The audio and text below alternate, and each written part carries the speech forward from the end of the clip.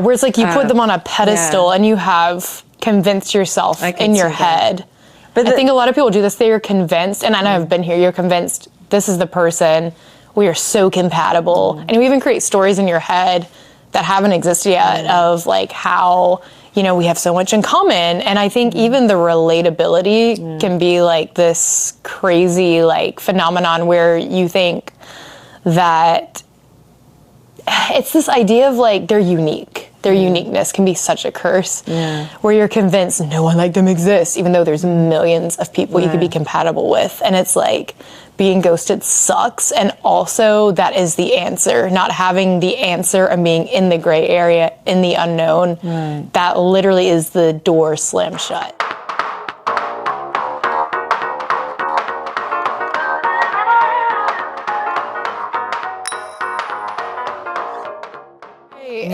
We're here. Very happy. I'm so glad you Look at her PA, how happy she looks. My life.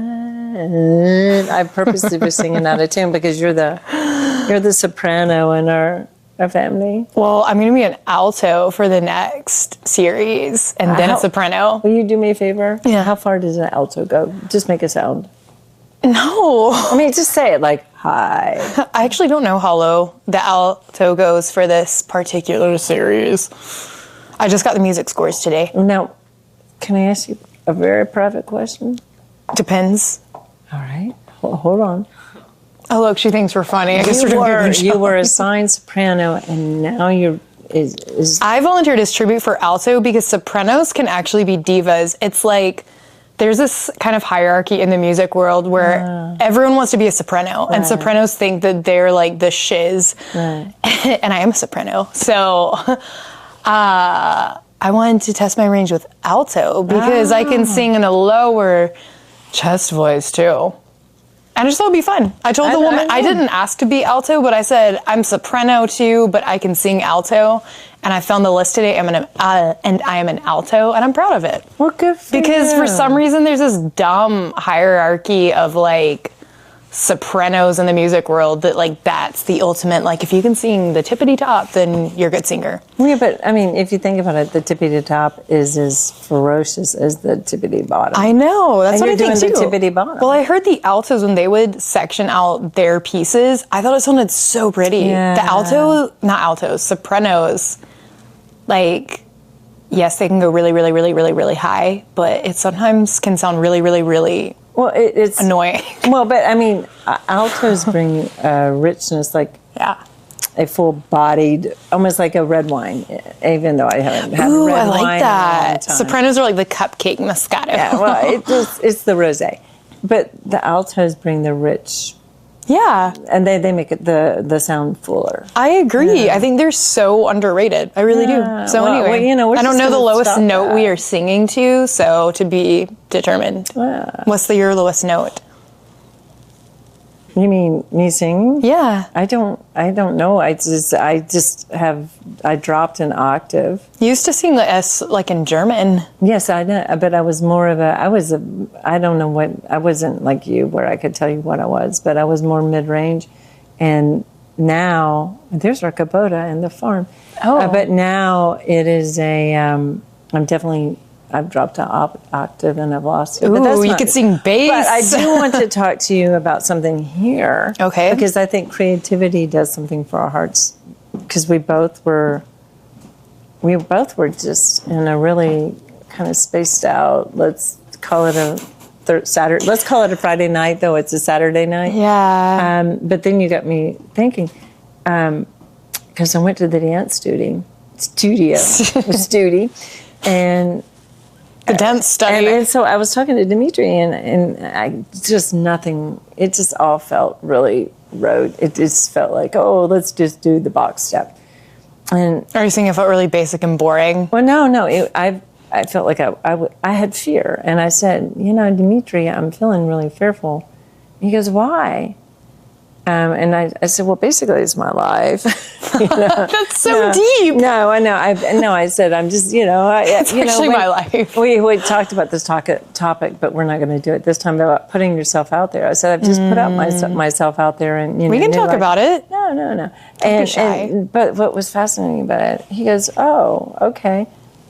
And so he picked up on it, and instead of doing the traditional steps that we were supposed to do, we were doing, the traditional tango with Argentina tango steps, and we were just, all of a sudden, he was just off. It felt like off-roading, like the Kubota on the farm. It just felt like I had no idea where he was going, and I had the most fun. Isn't that the best? Like sometimes when you're not expecting stuff, you don't have some expectation, and you just allow things to just unfold and to just be. And wow, I'm answering my life questions right now as we speak. Whew. But all right, we're done with our episode. Well, but no. Because what was so fun about it was I had no idea where he was taking us dancing, and I was just following, and it felt. Now, was I sloppy? Yes. But did I have a ball? Like, I literally, there were some other couples in there dancing. I mean, teachers and students. And I just stopped her. I just said, I am having the best fun of anything. Did you yell that to everyone after you said, oh, this is my life? I said, I am having the best fun right now of anybody here. Did it feel metaphorical to your life? It did. It felt, I never thought about it. That's very deep, Anna Gray. It was really beautiful. I just had a ball at that point. And no pun intended. Yeah. Well, I mean, and I think that's, I wish they would have this kind of thing at the studio, because everybody usually normally has a preset dance where they go in and they actually do their preset dance. I wish they would have a random category for what we call it, free riders, or improvisation, where you don't know what they're going to do, and you just have to work on doing the best you can. I wish they had a category like that. I feel like sometimes that you get the most like authentic not reactions, but like, I don't know how to describe it, but I think sometimes like improv brings out maybe the most authentic emotions is what I'm trying to say. Yeah. Like in acting, I remember there was this scene just for like a little short film I did a couple years ago, and I was having difficulty with the script because it was very much written from the ideal woman in a man's world, and I was like not emotionally connected at all. So they had us improv the whole last scene, and it was like magic. I didn't snap. Magic. Yeah. Magic. When I used to do acting, that was my favorite thing, was improv. I used to hate improv. I love But now improv. I love improv. I would do it, like, if someone asked me from a stage to go up and improv, I would be the first I would love to see you improv. You should do it. We should go to an improv class. That's why I had... Oh my gosh. I would do class, I would studio. do improv class. Well, you just don't know what's coming. It's like it forces you to shed any and all expectations because someone might sit down and say, hey, let's order a pizza. Or someone might say, you cheated on me. No, I love it. You never know what you're going to get.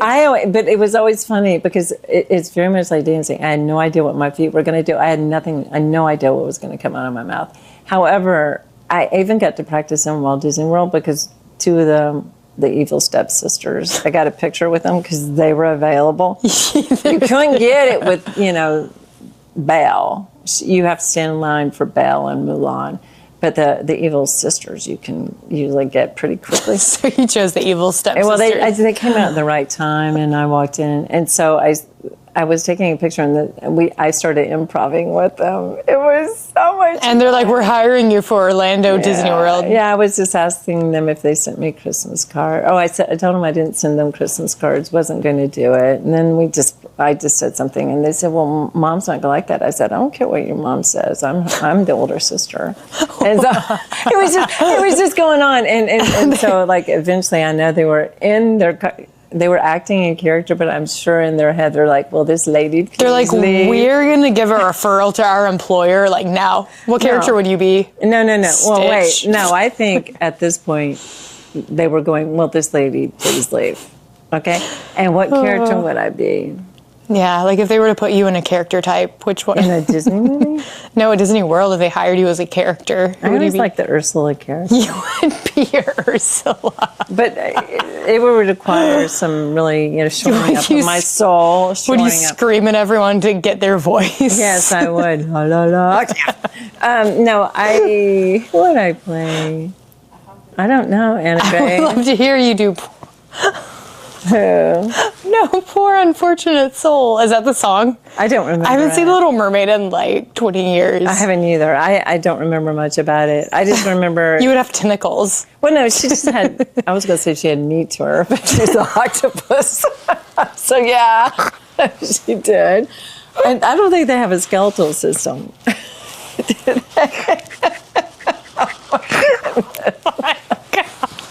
Wow. They don't have a skeletal system, so they definitely She's like meeting. a centaur. She's half woman, half octopus. Oh my God.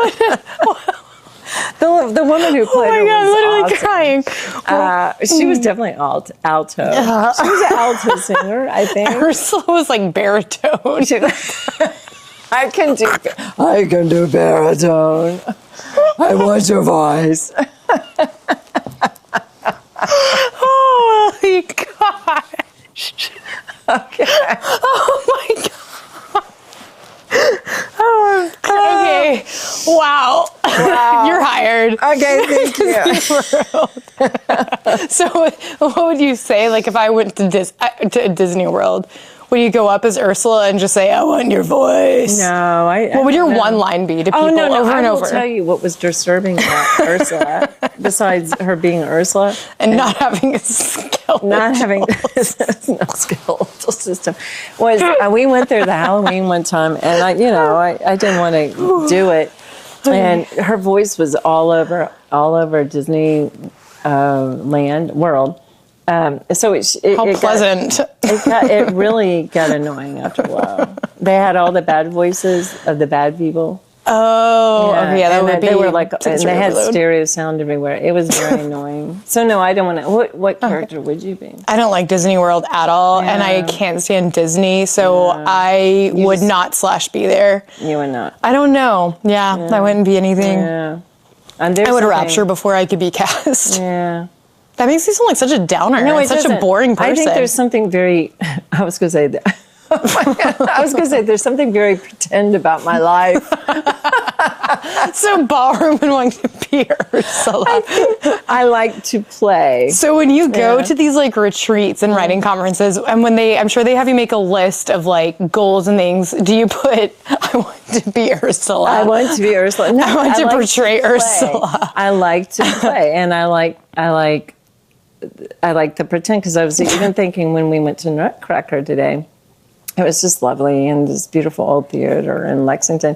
And all I could think of is, why am I enjoying... I was just thinking about all the Nutcrackers. Sorry. I know. Sorry, there's like a... I'm listening, but I just hear... I didn't see it like flying. It was actually a small it's like drone. Suiciding It was a itself small in drone. I think I saw Bill Gates in there. Some 5G. I think I see a chemtrail. Okay, the Nutcracker. No, but so anyways, there's something of, I'm very pretend. I like to, and then I was thinking, the last time I went, I was in the Nutcracker 50 years ago. You were in the Nutcracker? No, I wasn't. No, I just pretended that. That was a lie. I auditioned for the Nutcracker. I did not get the part. Whoa, because you did ballet for a while, right? But I was really very athletic. I'm really best in Orange Theory. I really am. Well, ballet is athletic.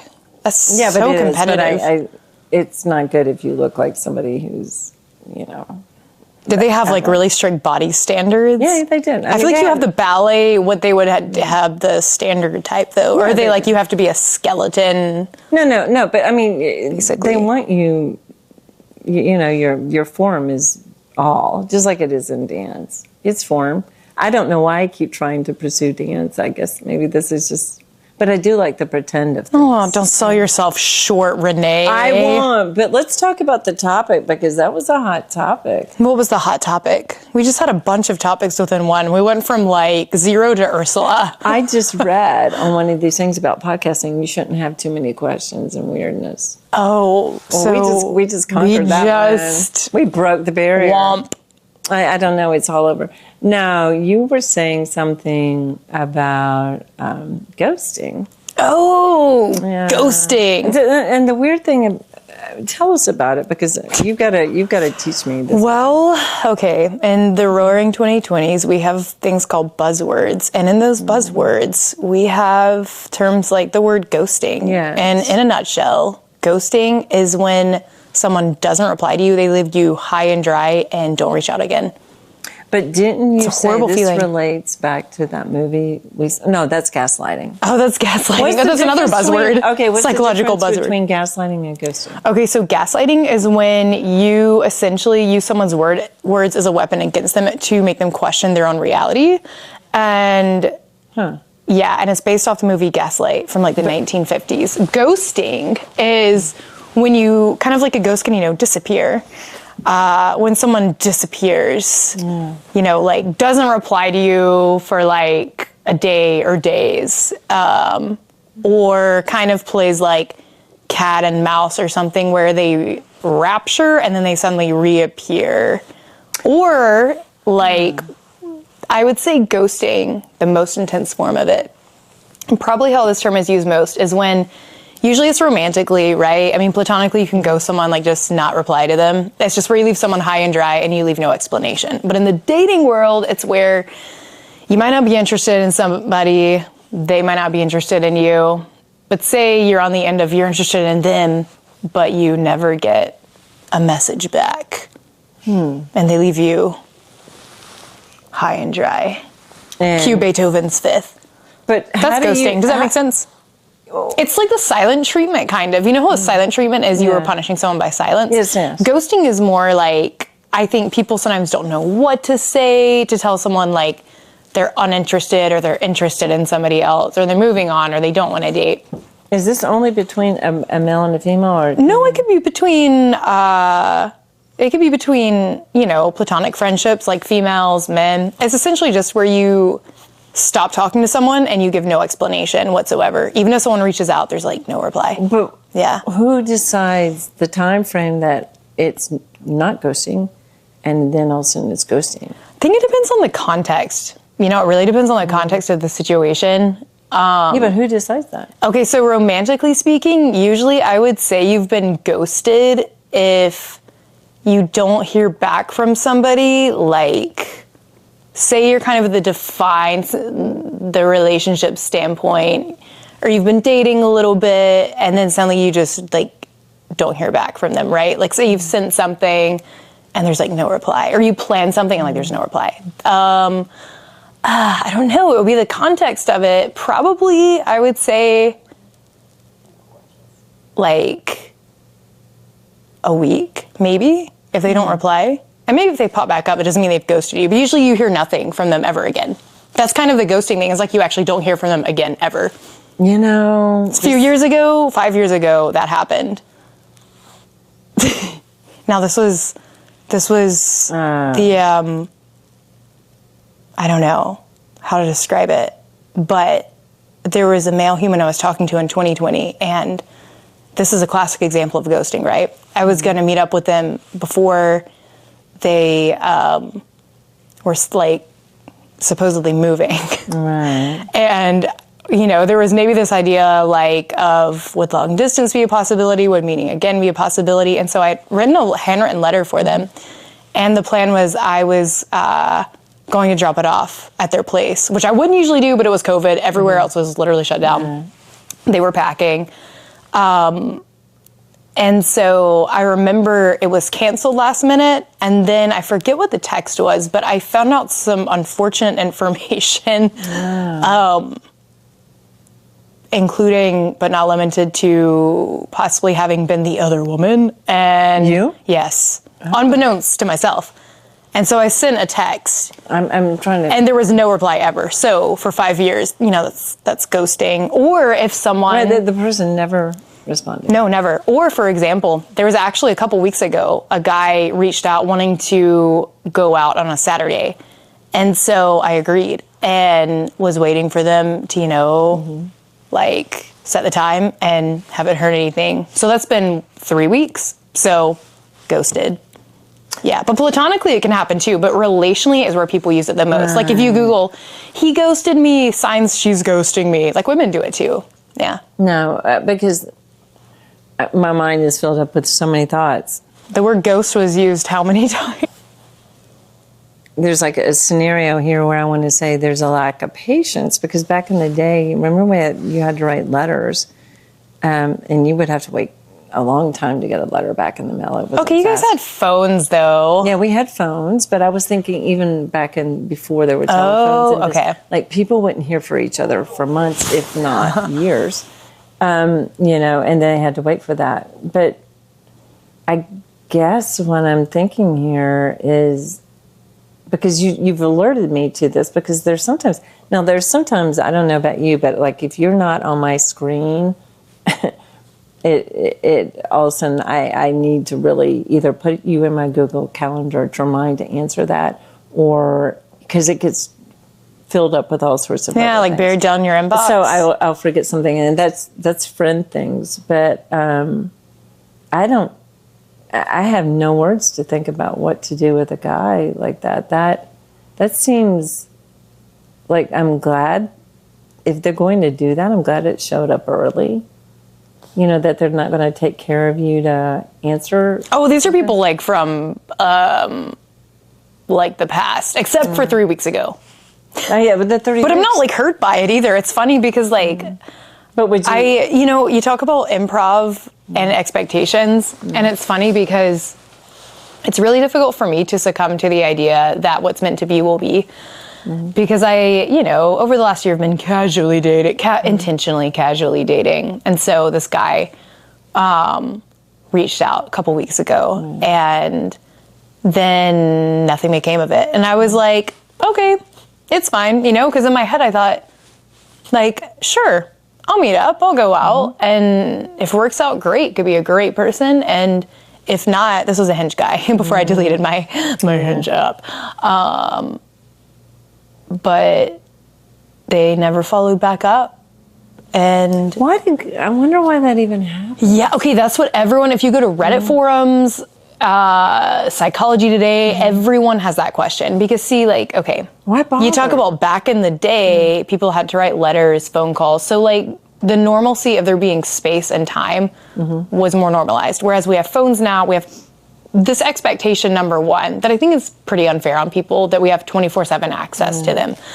But that being said, I think a lot of people also have good boundaries like with their phone, and I think it's natural and normal to not be texting someone all the time. I actually prefer not to, because, people have lives outside of the dating scene. People work, people have hobbies, things they enjoy doing, social life. But, there comes a time and place where when you think about it, it's not actually difficult and asking that much to keep someone like in the loop, like if you're uninterested or you're like, hey, I'm talking to someone else, instead of just disappearing and not telling them, hey, I'm going to cancel like this weekend. I think it would be so much better to know that than just disappear. I mean, even, I'm not saying I'm the best at dating, but even on Hinge, if I don't feel like even the conversation's going literally anywhere, and it's the same kind of question, and it's been 5 days, and like it's stagnant, then I just say, hey, you seem like a great person, if they actually seem like a great person. Hey, Tinkerbell. Tinkerbell, please come commune with us. Part of me was, I at least let people know. And I think it's facing your own feelings of not wanting to make someone feel rejected, or like, I don't know, even like just the confrontational aspect. I think confrontation has this really bad rap to it. Just the word itself sounds like, oh no. Right? Well, I think it's honesty. It is. Yeah. It is true. But I think with them ghosting you, I would think that you're better off that he ghosted you. Yeah. So that you can end it. Yeah. I mean, I'm not hurt by it. Well, okay. So this is where it is with me on ghosting, or all these things, because I am an older woman. Okay, spill the tea. I will spill it. Spill it. Spit it. Renee and I were talking somewhere, and she was talking about something on some social media. And it's really weird, because you remember a time when there was no social media, and then there was. She barely remembers that. But I remember, I couldn't believe it. I said to her, I didn't go into social media till I was 2018, maybe 2019, if not maybe early 2020. And it's so wild how indoctrinated you can, like how you can go from not being a story person to all of a sudden you post a story. Or you're like, why am I looking at reels? I hate reels. Yeah. And all these things where I'll say something and I got to post a reel of the blah, blah, blah, or the sunrise. I remember a media person said, just, instead of taking a picture of it, just do a reel real quickly. And I'm like, how many times do I miss my sunrise there? But I'm wondering about the ghosting thing, because how new is that? I would say the term ghosting probably has existed more since the rise of technology and smartphones. Really, I think just texting in general, though, because I don't know how it worked in the earlier 2000s, because I also recall a time before, Wi-Fi, smartphones, internet like we have now. I remember when you had to plug the cord in, and you couldn't talk on the landline, or it would make that awful sound. It would yeah. So, But see, I even remember when we had text on the Nokia, and every letter counted or every word counted or something. Oh, I remember that. Where you would charge so many cents per text.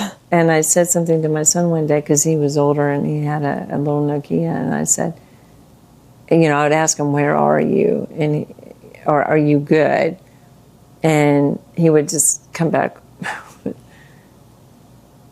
okay. And I'm like, what?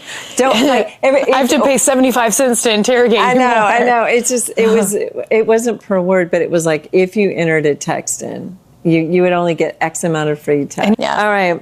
So it's not a new thing. Yeah, I feel like since we've had more access to social media, to texting, back and forth, and also this, I think the phones are like another world in and of themselves, where even if you hate phones and social media and texting, you still, whether it's work related or just, engaging with humanity, you're almost bound to it. Like, most everything requires you to get a text now or an email, kind of like how email was the thing and still is, but now it's the same thing with like your phone number and texting, and it's kind of like, without being indebted to it, we're kind of forced to be indebted to it.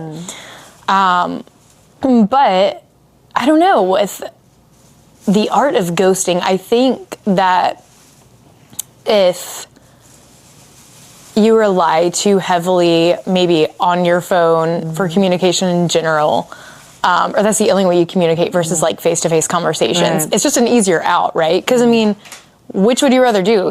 Sit behind your phone and tell someone I'm uninterested, or say cell phones didn't exist, actually have to meet up, plan something, only to say, I'm not really feeling this. It's not easy. I mean, it's like, platonically speaking too, it's not easy. But it's a wimpy way out. It is, and it sucks, because it's like the silent treatment in that you're not getting any sort of answer. It's like there's a dead end, and your mind is building bridge after bridge. It's trying to build an unbridgeable bridge. Well, that's fill in the gap. But no, we had a conversation last night.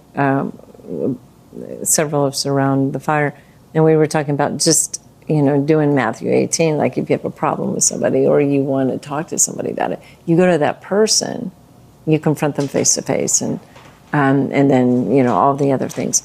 Now, this is different. Like if you want a relationship, and yes, you dodge a bullet, but I hope most guys don't do this. Most guys I'm almost don't. I'm almost thinking, are you receiving the text for a date? I would almost say I'm not going to date anymore if someone asks me via text. Well, I'm okay with it via text. For me, it's more so like, and I'm even okay if someone texts to say they're uninterested, to be honest. But it's the art of saying nothing at all. But I would say more so if you're already engaging with someone. Like if you've only met someone digitally, like only Facebook, only Hinge, right? Or a dating app. such as when I was ghosted a few weeks ago. I was like, I don't care, because I had no emotional attachment, you know? It was a human being on the other side of being pixels on my screen. But I think if you were like, I think especially like exclusively dating someone, or even if you're not exclusive, like say you're dating other people, they're dating other people, you are, but you've been seeing them, you know, I think that is what makes it feel like absolute sheer agony and torture is when you have no answer, because you're wondering, did I do something wrong? Or why were they uninterested? What is it about me? Or what kind of person were they? It's like having a final closure conversation before a breakup, right? They suck, but it's like, well, I would not multi-date anybody. I would not casually date. I learned I can't do that either. No, I don't think there's any benefit in it. And I don't know why you're test driving, you know, so many people. Yeah. But then if you're exclusively in a relationship to date, and we've already gone through committed relationships. Oh my God.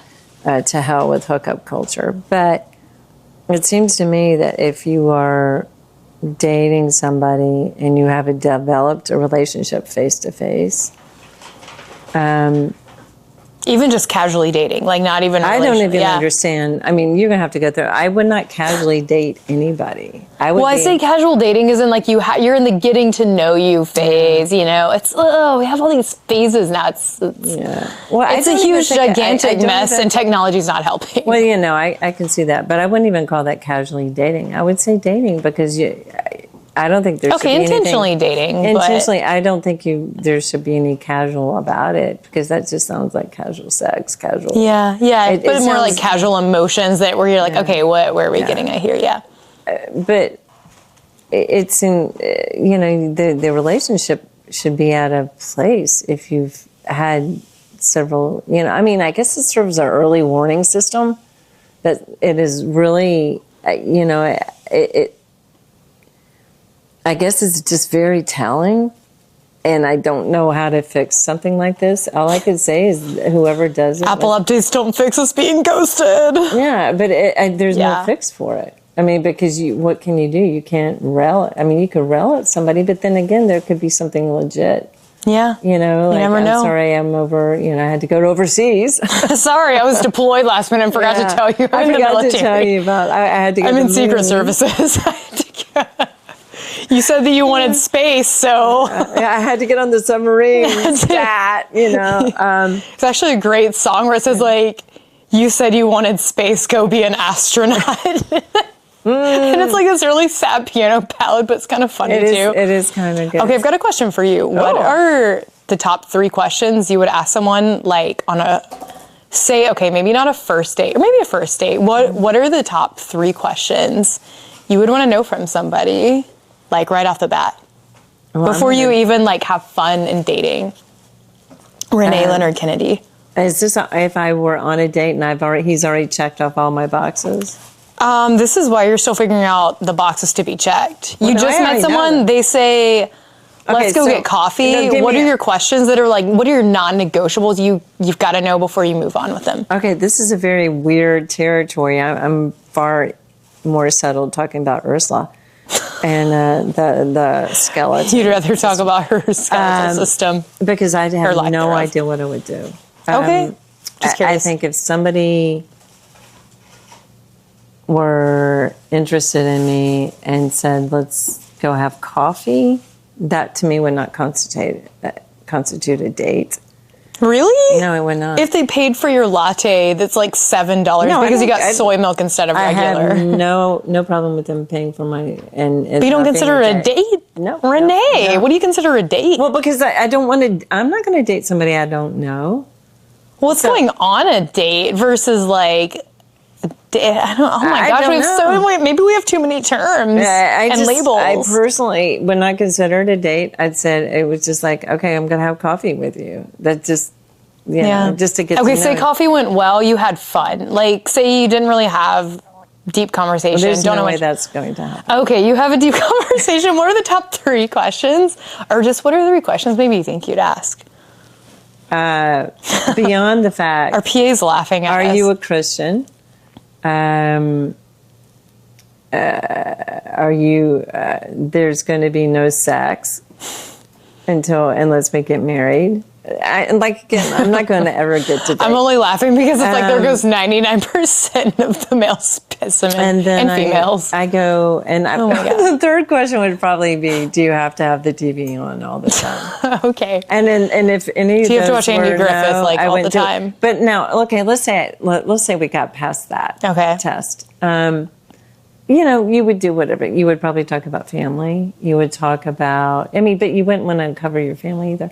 But you would talk about the things that bring you joy and fun. Do you feel like it's natural and normal in dating to go more personal, like be more personable immediately? Or like, would you gauge it like a little more lighthearted at first? Totally just curious. Well, my age is probably different. You want to be Ursula. No, your age is no different. No, I don't want to be Ursula. This is very interesting because I have no idea what I would do because this has not happened. So come on, hypotheticals. Don't you love my open-ended hypothetical questions? I tend to be like we're just very lighthearted, but also very serious at the same time. So I think it would be a both.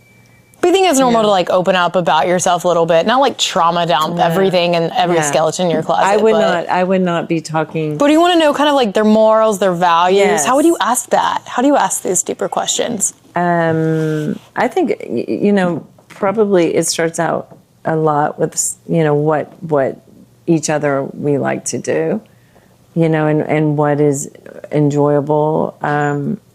Unfortunately, people my age, we have track records. So, a lot of people ask you, are you married? Have you been married? Not are you married? Have you been married? That's a legit question. What happened there? And so it really depends on the other person, and you're hoping you get a man with an exceptional character that is both funny and also serious. And so I think it is important to carry the topics and go, I don't know. Where we are as women, my oldest daughter is like this, and this daughter is like this, and you're like this, and I'm like this. How many times have we said, this person has just said to me, I've never told this to anybody else. Oh my God, all the freaking time. So I tend to learn a lot about people really quickly. Are they like, oh my gosh, I don't know why, but I feel like you're such a safe place, or I trust you. Yeah. I've never said that to anyone. I've never told this to anyone, and I feel like I could just. So, I take it as an honor. Okay, I've got one more question for you. What would you do if you were ghosted? If I were ghosted. You mean after? So ghosting means it implies that. It implies that the guy doesn't reply. Say you're connected, you're feeling it.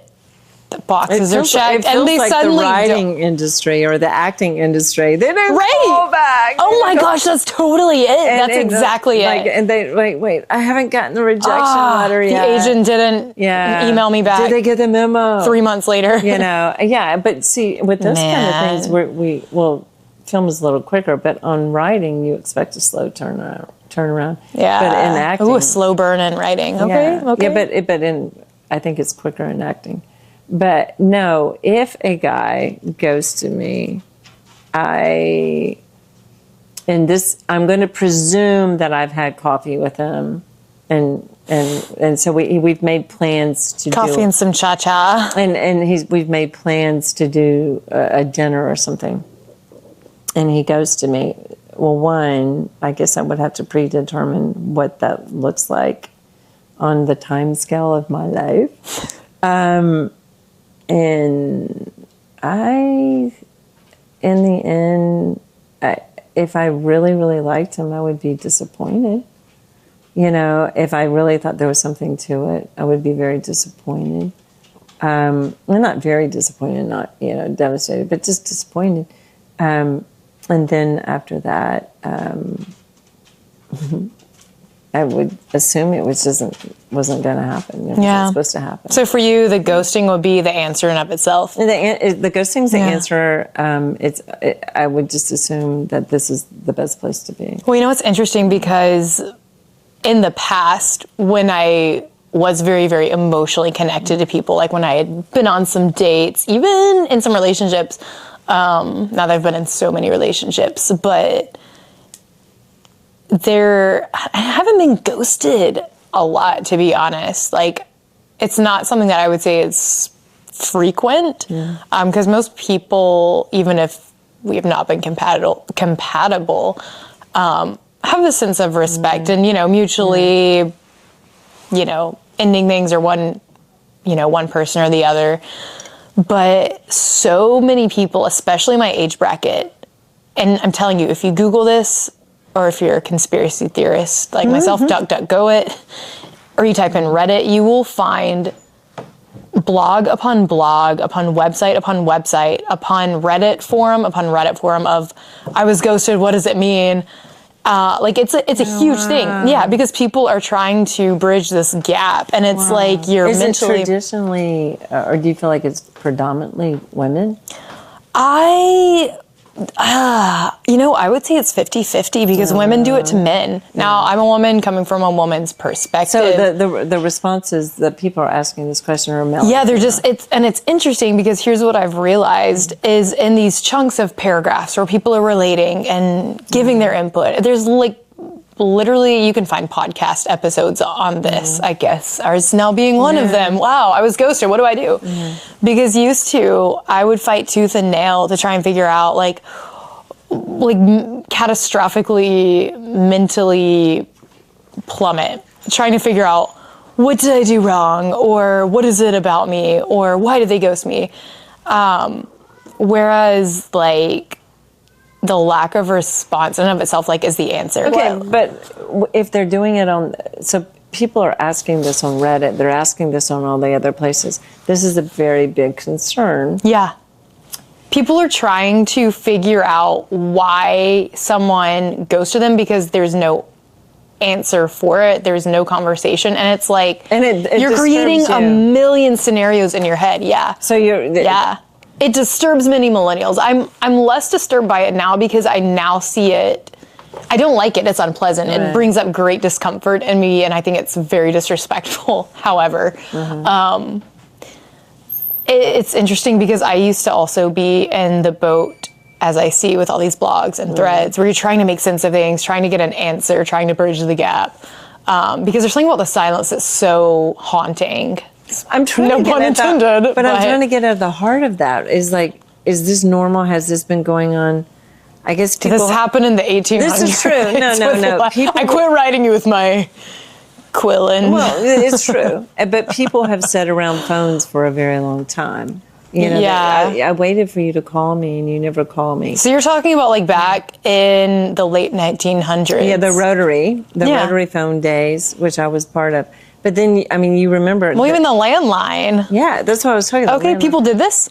Oh, yes. They sat around the phone. Okay. And then I was even thinking some of the best movies, where people are stood up for dates. That was the original ghosting, where you're stood up for a date. Oh, where you go and someone doesn't show up? Yeah. That happens to people, too. I met someone recently who literally that happened to. Yes. So this is not that part of it is not a new phenomena. This has been around for a very long time. Isn't people just rapturing? Maybe the access to phones and people makes it feel like it happens more. I think a lot of it, but it sounds to me there's an act of desperation going on, trying to understand somebody, why they would stand you up.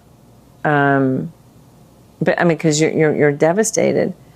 I don't know, Anna Gray. I think it draws up an interesting question because really, what I think it'd be really a reflective question because you might ask, what is it in me that wants someone so badly who is emotionally unavailable in such a way that they're not even going to say whether or not they want to continue talking or not. They leave it or stand you up. Or how could I have been so blind that I thought we were connecting and we're not. Yeah, where it's you put them on a pedestal and you have convinced yourself in your head. But I think a lot of people do this. They are convinced, and I know I've been here, you're convinced this is the person. We are so compatible. And you even create stories in your head that haven't existed yet of like how, you know, we have so much in common. And I think even the relatability can be like this crazy like phenomenon where you think that it's this idea of like they're unique. Their uniqueness can be such a curse where you're convinced no one like them exists, even though there's millions of people you could be compatible with. And it's like being ghosted sucks. And also that is the answer, not having the answer and being in the gray area, in the unknown. That literally is the door slammed shut. But I think the thing that came to mind is we're not doing a good job guarding our hearts. It's true. We are giving our hearts away. And granted, you know, people go to the altar all the time and are stood up, you know, and so you would think if you're on weddings? Oh yeah. Why? Yeah. Wait, this happens all the time? No, not all the time, but I mean, they make movies about it, but it's happened enough. The runaway bride. Yeah, all the things. But at the same time, I'm thinking we're just giving our hearts away too quickly. We're hopping in the sack, as we talked about. We're hopping the sack. We're giving our bodies away. We get to know them. We think it's true love. You know, 18 months of endorphins in our brains wear off, and he looks for something or she looks for something more exciting, and then we're wondering why, and we're at desperation point at this point. So you think more it so like desperation? Yeah, it sounds like desperation. So you think maybe in this case we're emotionally invested way too soon. And we then go from 0 to 100, or can often do so. And then when someone doesn't reply, it's like this catastrophic event. And we're lifting our souls to another person to give us validation when it should. But it doesn't make it okay from the other person to not say something. No, I get where you're coming from. No, but we've lifted our souls to this person that this is going to break us. That so much so that we and like if this happens to me, we can have a different podcast about this, but. We're lifting it instead of the one who created us. But I think we live in such a microwave society. I think this is what's going on. Yeah, and like we want things really, really fast. Yeah. But in the end, you know, trying to figure out another person is a very difficult thing. And in the end, if you give too much of yourself away, then yes, you're going to regret that. And you got to try to figure out why. What was it about me that they didn't like? And I think guarding our hearts will help us not feel that desperation to know and come up with scenarios of what we're going on, I would think.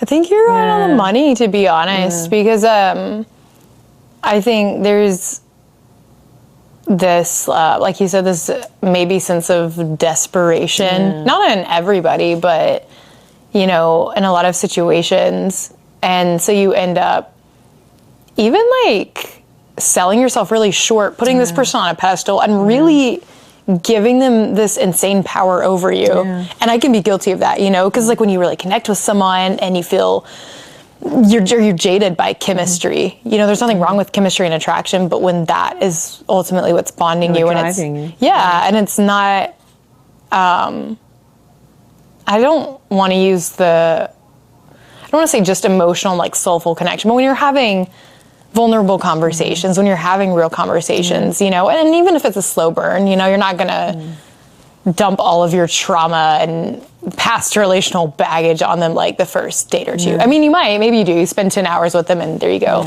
I know someone who actually did sort of spend 10 hours with someone and they were great. Yeah. And they're marrying them now, which is awesome. But that to be said, I think that we also give people so much power. And I know for myself, at least in the past, I literally thought like my subconscious narrative that I couldn't name was I am nothing without you. Like I am literally nothing. I have to have you to be happy. I cannot be happy without you. To the point, even things I enjoyed doing, it's not like I was consciously thinking, oh, I can't enjoy this, I'm not allowed, but nothing felt joyful, nothing. Everything I did artistically, athletically, none of it mattered because in my head, I created this idea, if I don't have you, because you were somehow my void filler, you are my savior, then everything is meaningless, everything is worthless. I'll stop eating, I'll stop creating, I'll stop enjoying life. Why should I enjoy life when this thing is taken away. It is just so pathetic. But no, it's not pathetic. It's very dangerous. Yeah. And I know exactly where you're coming from because I have been there, done that.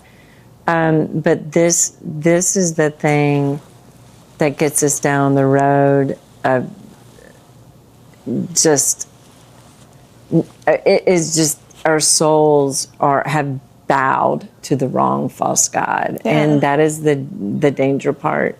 And you think the false god being the quote love will prevail and that's what's going to save us? Or maybe that a guy or a girl is going to save us. Yeah. We're looking for from our problems and be the filler. And I think when we've hung everything on that, but that is really, it's easier to talk about in hindsight where I've lived, when I lived that for so many years. Yeah. And I will tell you, it is an empty, empty, empty world. And that is the problem. So, you can go in this Reddit forums pretty much and just say, hey, here's a podcast link to our episode. Yeah, well, either that or, great consolation. You always want to say get a life. And I was told that. Yeah. I was told that actually in a counseling session. Yeah. Oh, really? No, I was. Yeah. And it was the best thing I ever heard because I was 22 years old.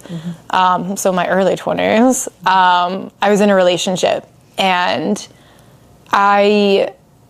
this was fully my responsibility. I made my significant other my entire life, right? And I'm not saying everything on their end was perfect either, but I literally quit doing everything I like doing. Everything I do now, because people think, oh, I do all these things, I'm all over the place. I did none of that. I did nothing. I didn't pick up my camera.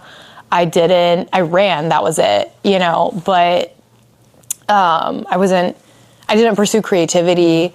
I would literally look at the calendar and I would pre-scope, okay, this is probably when they would be free and available, when they would more than likely, be able to see me. So I'm going to block off seeing people, having a life of my own, because if I can scrape up any morsel of time with them, then I'm going to do that. And I remember telling the beloved person giving me wise counsel. And if they heard this, they would know exactly who they are. Shout out to you. But I told them, I said, I wait by my phone around 7 p.m. I do my makeup and I make myself look pretty and I wear a dress I think he'd like and I wait around for him to call because this was a relationship where it was reaching its dead end, right? Like there was no pursuit anymore. There was no, it wasn't just there's a lack of chemistry. It was at a dead end and it was like trying to keep a suffering animal alive when you need to kill it, right? So there was no pursuit. There was just, it was high levels of tension and stress and like a roller coaster all the time, all the time. And so I was telling, during a counseling session, I was gutting my soul and basically said, I wait by my phone at 7 p.m. and they don't call anymore. They don't take me on dates anymore. I don't see them ever. Like it was like cat and mouse and the silent treatment had become a huge, huge part of it. And so I was just like torn up inside with stress. And they said, Anna Gray, I'm going to tell you something. You need to get a life. And they said, the last thing I want to see is Anna Gray waiting by her phone at 7 p.m. He said, make some plans. Do some things with your life. Do not put him as the center of your life. Yes, and if you are molding your life to fit something that you want, that you have to do, and I'm not saying you don't become a couple when you're married, because you do, you become a couple. But the deal is if you're molding your life and you're willing to sacrifice yourself, like that dating, and you all get married, oh, woe is you. Because I've been in similar things like that. And, you do everything, to try to appease somebody, to try to keep somebody, to try to almost like you're auditioning for them over and over all the time and over, and that you lose who you are and who God made you. So I mean, honestly, you have to get your own life. It's crazy how what you're saying now mimics exactly what you said at the beginning. So you're talking about like being rejected by casting directors, and it's something that artists like struggle like it's something you get over and numb to, but it's still like there's a way building yourself up to rejection. But it's like your relationship or marriage shouldn't feel like your significant other is a casting director who you are having to audition for, you know. And the funny thing too is you can go and create your own opportunities outside of the casting director's approval. Go and create your own films, go write your own scripts, go collaborate with people that you don't have to wait get for into that. your own life. Yes. And then everything you've described to me about the people who are ghosting and all that, they're desperate. It sounds like they're desperately wanting to find out what was wrong with them. But the ones who were being ghosted by somebody. It didn't sound like love. Speak on that. What would you call it? Limerence? It just sounds like desperation. I didn't get what I wanted. I've given too much of myself. This person needs to come back because I've given away a part of me, and I need to be, you know, it needs to be cherished. You're trying to grab something from somebody. You're trying to make them want you to cherish you and love you, and you cannot do it. It sounds like desperation. Yeah. And there is nobody, like I remember Dr. Dobson. He wrote this wonderful book on tough love.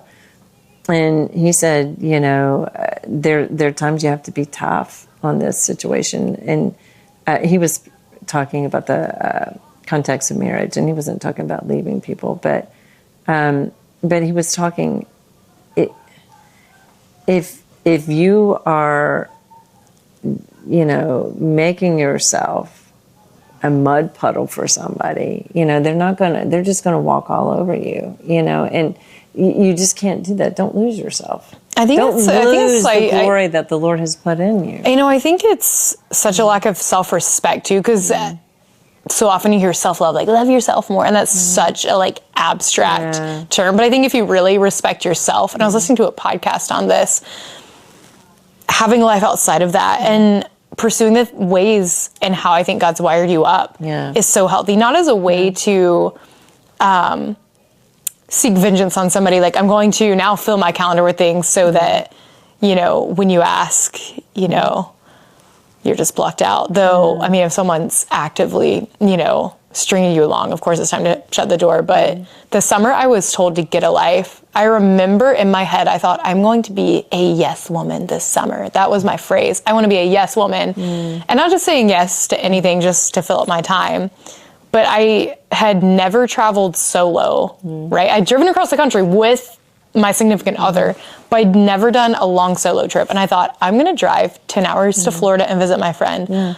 I'm going to drive 10 hours to Canada last minute with a girl who I've only known on Instagram and barely know working with. And I'm going to audition for this short film. And not making it about things, but it was like I quashed and just suppressed all these other things. You just like broke free. Yeah, I did. And it was, I don't know how to describe it, but I felt like, I don't know, an animal that had been trapped in a cage for a long time. It's unleashed, and it's like a golden doodle. You felt joy. Yes. And I would agree with you, you know, because on the one hand, it's like, I see it both ways. I think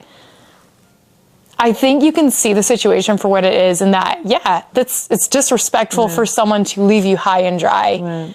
It's cruel, I think. It's, morally speaking, I wouldn't say it's immoral, but I think it's really selfish. I think it's really cowardly. But you're fine. You're getting but out that of it. tells you without having to experience even worse from the person of these traits, that it's screaming at you. You know, or it's screaming, they're lazy, they don't care, they're apathetic, like all these things that nobody who's wanting a healthy, like thriving relationship or marriage, you know, like would list, yes, I want someone who's apathetic, selfish, and who's going to string me along and leave me high and dry.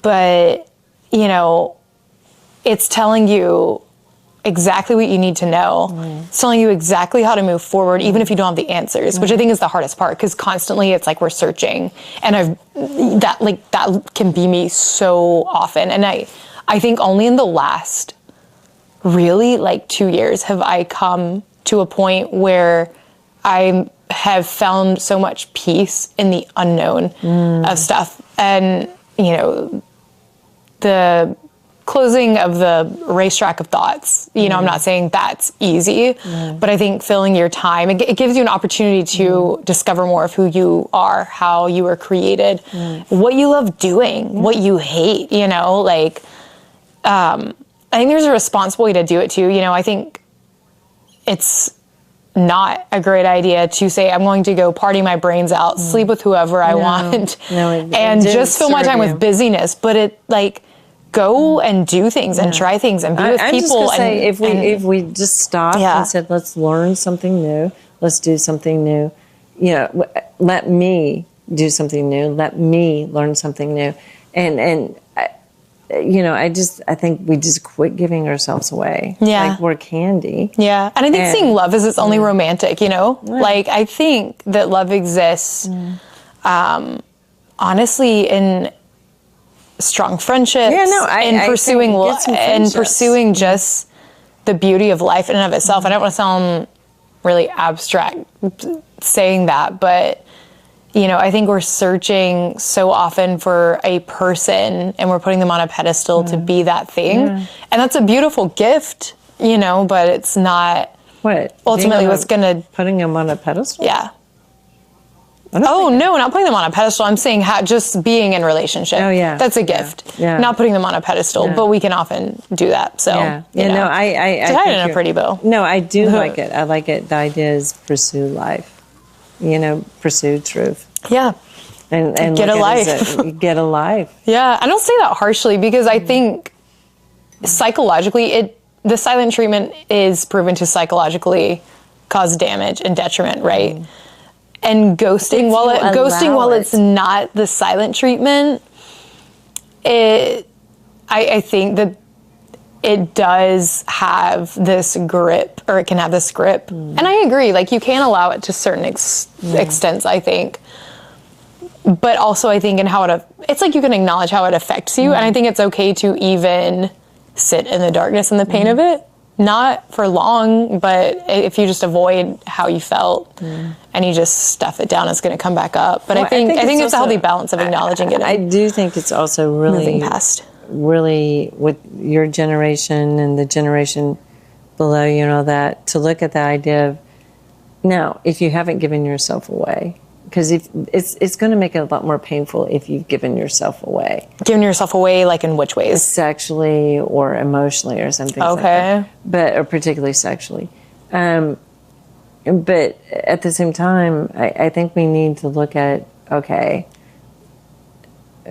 idea of the pain thing, is this really something I should be feeling immense pain over, the fact that someone ghosted me? Yeah. I'm almost like... So you're saying the levels in which we... I almost want to say, quit being a snowflake. Yeah, you would have told me that 3 years ago. And I think there's that part. It's quit being, as long, now if you give yourself away, it's going to hurt a lot more, and there is going to be a lot more, but if you haven't,